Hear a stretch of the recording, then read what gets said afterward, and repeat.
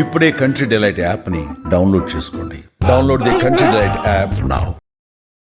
జగపతి బాబు తోటి పూరి జగన్నాథ్ బద్రీ చేసిన తర్వాత పూరి జగన్నాథ్ తోటి సినిమా అది. ఓకే. బాచీ చేస్తున్న టైంలోనే బాచీ చేద్దాం అనుకునే టైంలోనే శ్రీనివాస్ రెడ్డి పేరు లేని సినిమా నోట్ చేశాడు. అప్పుడు శివ డైరెక్షన్లోనే రమణ డైరెక్షన్లో పేరు లేని సినిమా ఒక సినిమా వచ్చింది. ఓకే. నాతో చెప్పకుండా ఆ సినిమా స్టార్ట్ చేసాడని చెప్పి అప్పుడు త్రివిక్రమ్ శ్రీనివాస్ని భాస్కర్ డైరెక్టర్ వీళ్ళందరూ మన ఆఫీస్లో కూర్చునేవారు ఒక సినిమా కోసం. ఇది పేరు లేని సినిమాకి డైలాగ్ రైట్ అనుకో దేనికో అప్పుడంతా. ఆ సినిమా సపరేట్గా చేస్తాడని కోపంతో సరే బాచీ కలిపి చేద్దామని తిరుమల తిరుపతి వెంకటేష్ నేను సపరేట్గా చేసుకుంటానని చెప్పి ప్యారలల్గా రెండు ఒకసారి స్టార్ట్ చేశాను. Tirumala Tirupati Venkatesh cinema first friendly movies అని స్టార్ట్ చేసింది ఈ సినిమాతో. నేను కేఎస్ రామారావు కలిపి చేద్దామని చెప్పి స్టార్ట్ చేసాం సరదాగా. ఓకే.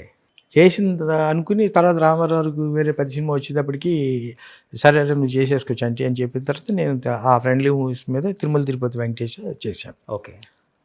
అక్కడి నుంచి ఇక తిరుమల తిరుపతి వెంకటేష్ నుంచి నేను సపరేట్ అయ్యాను, వాడు సపరేట్ అయ్యాడు. ఓకే. బాచీతో మేము నాలుగు సినిమాలు చేసాం ఆడి నేను కలిపి. తర్వాత ఈ తిరుమల తిరుపతి వెంకటేష్ షూటింగ్ అయిపోయిన తర్వాత సినిమా అయిపోయింది. సినిమా బాగానే ఆడింది. అది రీమేక్ తమిళ సినిమాని తెలుగులో చేసాం. రవితేజ, శ్రీకాంత్ వీళ్ళందరినీ పెట్టి ఇది చేసాం.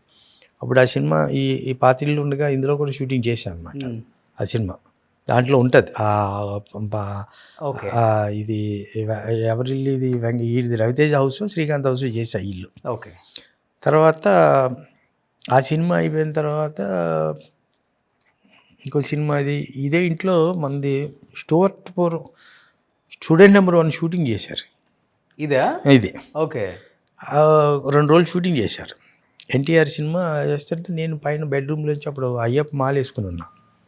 అటు వచ్చి చూస్తుంటే కింద సీన్ చేస్తున్నారు, చూశాను. ఎన్టీఆర్ షార్ట్గా ఉన్నాడు. పైన చూసి ఎన్టీఆర్ హరికృష్ణ గారు వాళ్ళ ఇది అని చెప్పిన తర్వాత పైన చూశాను. ఆ యాక్టింగ్ అది బాగా నచ్చింది. తర్వాత ఆ రోజు నైటు ఇంట్లో ఆలోచిస్తూ ఎవరితో స్పార్క్ మంచి టాలెంటెడ్ కుర్రల్లా ఉన్నాడు, వీడితో మనం ఎందుకు సినిమా చేయకూడదు అని చెప్పి ఒక కమర్షియల్ డైరెక్టర్ని పెట్టి కమర్షియల్ ఫ్యామిలీ నుంచి వచ్చిన హీరో కాబట్టి ఎన్టీఆర్, బాలకృష్ణ ఈ ఫ్యామిలీ నుంచి వచ్చాడు కాబట్టి ఏదైనా పెట్టి చేస్తే ఎలా ఉంటుంది అని ఒక ఆలోచన వచ్చింది. ఆలోచన వచ్చిన తర్వాత ఆ 2 రోజులు అబ్జర్వ్ చేశాను. అబ్జర్వ్ చేసిన తర్వాత పెద్దగా సరే మాట్లాడదాం అని చెప్పి అనుకుని షూటింగ్ కూడా వెళ్ళాను. ఒక రోజు వెళ్ళిన తర్వాత సినిమా చేద్దాం అనుకుంటున్నాను, ఎందుకో మా ఇంట్లో షూటింగ్ చేశాక నీ మీద సినిమా చేయాలనిపించింది ఏంటని అడిగితే, భలేవారు సార్ మీరు ఎప్పుడప్పుడు బాబాయ్తో సినిమా తీశారు కదా సార్ అన్నాను.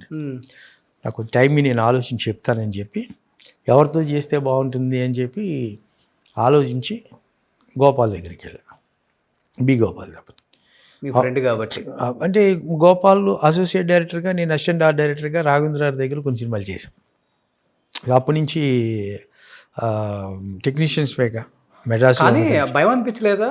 ఇప్పుడంటే బాలకృష్ణ గారు అంటే ఎన్టీఆర్ కొడుకు, బాలకృష్ణ అప్పటికి నెక్స్ట్ లెవెల్లో ఉన్నారు. కానీ జూనియర్ ఎన్టీఆర్ అనగానే అప్పుడు ఇంత ఫ్యామిలీ సపోర్ట్ లేదు, ఇంత పెద్ద స్టారు కాదు. బట్ ఇలాగా డైలాగ్ డెలివరీ ఉంటుందా, ఎంత డ్యాన్స్ చేసేవాడా, సింగిల్ టేక్ ఆర్టిస్టా, ఇవన్నీ ఉన్నాయా సార్? అప్పుడులో ఏ సపోర్ట్ లేకుండా పైకి లేపడం కష్టం కదా అప్పుడులో. అప్పుడు ఇదే జరిగింది డిస్కషన్. చేస్తే గోపాల్ దగ్గరికి వెళ్తే ఆ రోజు గోపాల్ పొజిషన్ నేను తెలుసా మీకు? Samarasimha Reddy super duper hit, Narasimha Naidu super duper hit. Okay. దాని తర్వాత ఏ సినిమా చేయాలని కూర్చున్నాడు. ఓకే. ఏ సినిమా చేయాలని కూర్చున్న టైంలో నేను వెళ్తే అసలు నీకేమైనా బుద్ధి ఉందా, మత్తుందా, అప్పుడు ఇంత పెద్ద హిట్లు ఇచ్చి కూర్చున్నాను, పెద్ద హీరోని తెచ్చుకోవచ్చు కదా, అప్కమింగ్ హీరోతోటి చేయటం ఏంటి, చిన్న హీరోతో చేయటం ఏంటి అనే దాంతో అప్పుడు అన్నాడు. ఎన్టీఆర్తో సినిమా అనగానే ఎన్టీఆర్ మీద చంటి మనకు వర్కౌట్ అవుతుందా, అంత బిజినెస్ అవుతుందా, ఇప్పుడు అప్పటికే పెద్ద బడ్జెట్లు సినిమాలు కదా అనే లెక్కలో ఉన్నారు. లేదు గోపాల్ నాకెందుకో చేస్తే బాగుంటుంది అనిపిస్తుంది అది ఇది అన్నాను. నీకు ఏదైనా చేయాలంటే చూద్దాం, దాన్ని బట్టి ఆలోచిద్దాం అని చెప్పి అన్నాడు. అనేది అది మాకు ఒక 1 month పట్టింది. 1 month ఎన్టీఆర్ని హీరోగా పెడదాం వద్దనేది వద్దని అందరూ వద్దని. ఓన్లీ రీజన్ ఏంటి సార్? అంటే గోపాలు సమరసింహారెడ్డి నరసింహనాయుడు ఇచ్చేసి పెద్ద ఎక్కడున్నాడు, టాప్ పొజిషన్లో ఉన్నాడు ఆ టైం. ఆ రేంజ్ ఖర్చు పెట్టాలంటే వర్కౌట్ అవుతుంది కదా. ఇతను కూడా ఆది అవన్నీ తీసాడు కదా. అప్పటికి ఆది రిలీజ్ అవ్వలేదు, స్టూడెంట్ నెంబర్ 1 రిలీజ్ అవ్వలేదు. స్టూడెంట్ నెంబర్ 1 కూడా రిలీజ్ అవ్వాలా, ఆది రిలీజ్ అవ్వాలా.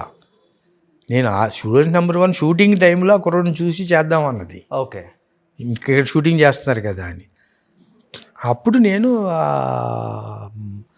అంటే టైం తీసుకున్నాను సార్. పరశురు గోపాలకృష్ణ గారి దగ్గర కూర్చున్నాం. గోపాలకృష్ణ గారితో చెప్పాను, గురువా ఏం చేద్దాం ఇలా అంటే, ఆలోచించరా ఇంతే ఉన్నాడు కదా గోపాల్ ఏమో 2 ఉంటే ప్రపంచానికి అతను ఇంతే ఉన్నాడు. ఇన్ ది సెన్స్ అప్పుడు ఆయన మైండ్లో కూడా నరసింహనాయుడు సూపర్ డూపర్ హిట్ అయిపోయింది, సమరసింహారెడ్డి సూపర్ డూపర్ హిట్ అయిపోయింది, గోపాల్ ఆ రేంజ్లో ఆలోచిస్తున్నాడు కదా, చిరంజీవి బాలకృష్ణ ఆ రేంజ్లో ఆలోచిస్తున్నాడు, ఇతను పెట్టి ఎలా చేస్తావరా ఒకసారి ఆలోచించుకో నువ్వు అంటే.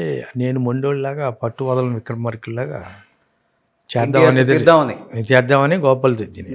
సరే గోపాల్ అన్నాడు, సరే నువ్వు చేద్దాం అంటున్నావు కదా, ఓకే డన్ చేద్దామని చెప్పి ఒక అండర్స్టాండింగ్ వచ్చిన తర్వాత ఎన్టీఆర్ దగ్గరికి వెళ్ళాను. నేను ఎన్టీఆర్ని అప్పట్లో తాత అని పిలిచేవాడిని. అంటే నాకు పెద్ద ఎన్టీఆర్ మీద దీని మీద తాత అని పిలిచి, తాత బి గోపాల్తో నీతో సినిమా చేయాలనుకుంటున్నాను అన్న. వెంటనే కావులు చేసి కాళ్ళకి నమస్కారం పెట్టేసి ముద్దులు పెట్టేసి ఇవన్నీ గిల్లేసి కొరికేసి అల్లరి చేసాడు. అప్పుడు కూడా అలానే ఉండేవాళ్ళు. అప్పటికి వాళ్ళు ఇప్పుడు తక్కువ, ఇంకా అప్పుడు భయంకరమైన అల్లరి. ఓకే, సరే బాబు బి గోపాల్తో అంటే బాబాయ్తో 2 సూపర్ హిట్లు ఇచ్చేసాడు, అది ఇది దీని మీద. సో అనుకోకుండా అది మనం చేద్దామని ఫిక్స్ అయ్యాం.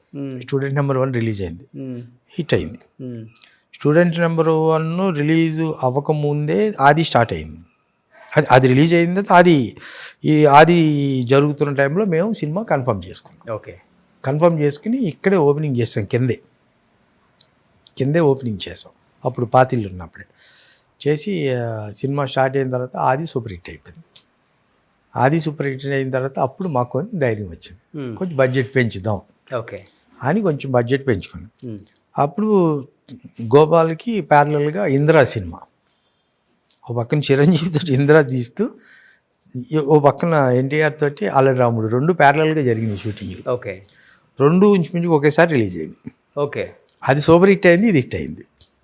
Indira super hit. నగ్మా నరేష్ అప్పుడు దాకా నరేష్ ఇంట్లో కూర్చున్నావాడిని, నరేష్ని కూర్చోబెట్టి అప్పుడే బయటికి తీసుకొచ్చింది. అప్పుడు రాజేంద్ర ప్రసాద్ అనుకున్న క్యారెక్టర్ అది. అప్పుడు నరేష్ని తీసుకొచ్చి పెట్టింది అది. ఓకే, సో నగ్మా నరేష్ ఇవన్నీ పెట్టిన తర్వాత ఆ సినిమా అది మనకి 47 సెంటర్స్లో 100 days ఆడింది. ఓకే, సో అది ఫస్ట్ ఫంక్షన్ అఫిషియల్గా శిల్పకళా వేదికలో చంద్రబాబు గారిని వాళ్ళందరినీ పిలిపించి, అప్పుడు సీఎం అయిన హరికృష్ణ గారిని కూడా పిలిపించి ఫస్ట్ డయాస్ మీద ఫ్యామిలీ మెంబర్స్ అందరిని కూర్చోబెట్టి ఫంక్షన్ చేసింది ఎన్టీఆర్కి మొట్టమొదటి ఫంక్షన్ అది. అంతేనా? ఫ్యామిలీ కలిపింది కూడా అప్పుడేనా? అప్పుడు కలపడం ఏంటి, అప్పుడు కలిసి ఉన్నారో లోపల ఏంటి, బట్ అఫిషియల్గా పబ్లిక్లో ఒక స్టేజ్ మీద హరికృష్ణ ఈయన్ని కలిపి దండేసింది ఆ ఫంక్షన్. ఎన్టీఆర్ని హరికృష్ణ గారిని ఇద్దరు కలిపి తండ్రి కొడుకులుగా దండేసింది. ఇద్దరిని సన్మానించింది అప్పుడు. ఓకే, చాలా హ్యాపీ ఫీల్ అయ్యి ఉంటారు కదా? చాలా హ్యాపీ. అసలు ఫస్ట్ ఎన్టీఆర్తో మేము పాల్కొల్లో షూటింగ్ చేస్తున్నాం అల్లరాముడిది. అది అప్పుడు రిలీజ్ అయింది సినిమా, సూపర్ హిట్ అయింది. మేము షూటింగ్లో ఉండగా రిలీజ్ అయ్యి సూపర్ హిట్ అయింది. సూపర్ హిట్ అయిన తర్వాత ఏవైనా బాలయ్యబాబు తోటి ఎన్టీఆర్తో ఫోన్ మాట్లాడించాలి. అప్పుడు దాకా మాట్లాడలేదు? ఇప్పుడు లేవు. బాలకృష్ణ లేదు, ఎప్పుడు మాట్లాడలేదు.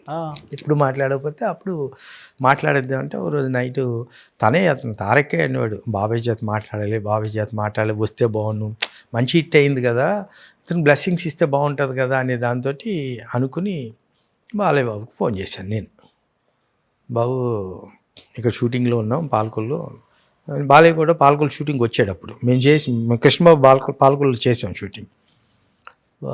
షూటింగ్లో ఉన్నాం బాబు, ఎంకరేజ్ చేస్తే బాగుంటుంది కదా, కంగ్రాట్ చెప్తే బాగుంటుంది కదా బాబు. ఉన్నాడా అక్కడ అన్నాడు, ఇక్కడ ఉన్నాడు బాబు, ఈ అడుగు ఫోన్ అన్నాడు. వెంటనే సడన్గా ఫోన్ ఇస్తే కంగ్రాట్స్ అది ఇది అంటే ఇక 2 నిమిషాలు మాట్లాడుకున్న తర్వాత అయిపోయాక తారక ఏడుపు అనమాట, ఒళ్ళో పడుకుని ఏడ్చేసి నాకు కూడా కళ్ళంటి నీళ్ళు అంటే ఒక చిన్నపిల్లలాగా, ఇది గోపాల్ కూడా ముగ్గురు కూర్చుని ఏంటో అసలు ఏదో ఫ్యామిలీ మెంబర్స్ లాగా. తర్వాత నుంచి ఇంకా అతను కూడా హ్యాపీగా ఫీల్ అయ్యాడు. ఇంకా అక్కడి నుంచి ఇంకా వాళ్ళ ఫ్యామిలీ. తర్వాత మా సినిమా ఆడటం, 100 days ఫంక్షన్కి అందరినీ పిలవటం, స్టేజ్ మీద అందరినీ ఒక ఇది చేయటం, ఇదంతా ఇదప్పటికి బాగా అది. కానీ ఫ్యామిలీ అంతా ఒకటిగా కలిసి ఉంది చాలా రోజుల వరకు. హరికృష్ణ గారు చనిపోయిన తర్వాత ఒక ఫంక్షన్కి ఏదో అటెండ్ అయ్యారు. మీ ఫ్యామిలీకి నేనున్నాను, నాన్న పొజిషన్లో నేనున్నాను అని చెప్పేసి, ఇటు పక్క కళ్యాణ్ రామ్, ఇటు పక్క ఎన్టీఆర్, మిడిల్లో బాలకృష్ణ గారు, ఆ కథానాయకుడు మహానాయకుడు సినిమా టైంలో.